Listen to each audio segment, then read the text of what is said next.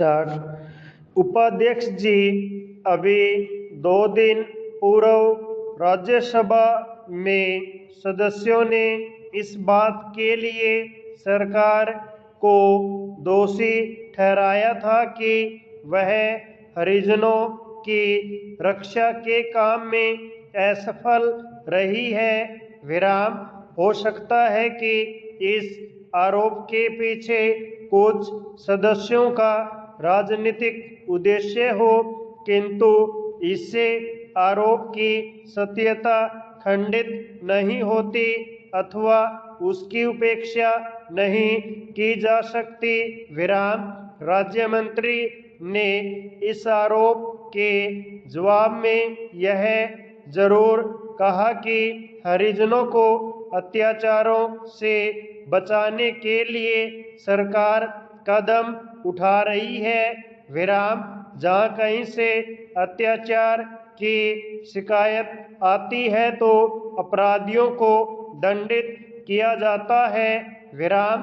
सरकार इस संबंध में कितनी जागरूक है, इसके लिए उन्होंने गुजरात सरकार का यह उदाहरण पेश किया है कि उसने अपने यहाँ यह आदेश जारी कर दिया है कि हरिजनों की सुरक्षा के लिए जिलाधिकारी जिम्मेदार ठहराए जाएं। विराम।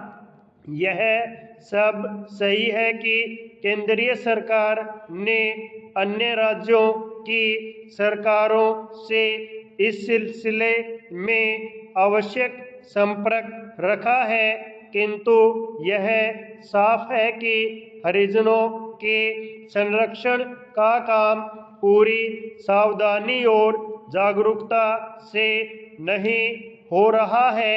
विराम। केवल इक्का दुक्का कांड ही उसका उदाहरण नहीं है। स्वयं राज्य मंत्री ने इस प्रसंग में जो वक्तव्य राज्यसभा में रखा, उससे भी इसकी पुष्टि हुए बिना नहीं रहती।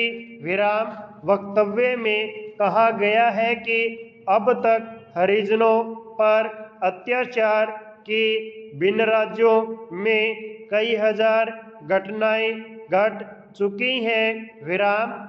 आदिवासियों पर जो अत्याचार हुए उसकी घटनाएं उनमें शामिल नहीं है। विराम। वक्तव्य में यह भी बताया गया है कि सरकार ने इन मामलों के सिलसिले में क्या कदम उठाए। विराम। पर यह सब गिनाने से तब तक कोई फायदा नहीं जब तक यह सिद्ध नहीं होता कि हरिजनों पर अत्याचार की घटनाएं कम हो रही हैं। विराम। फिर बहुत से मामले ऐसे भी हैं जिनमें कोई कानूनी कार्यवाही नहीं की जा सकी। विराम।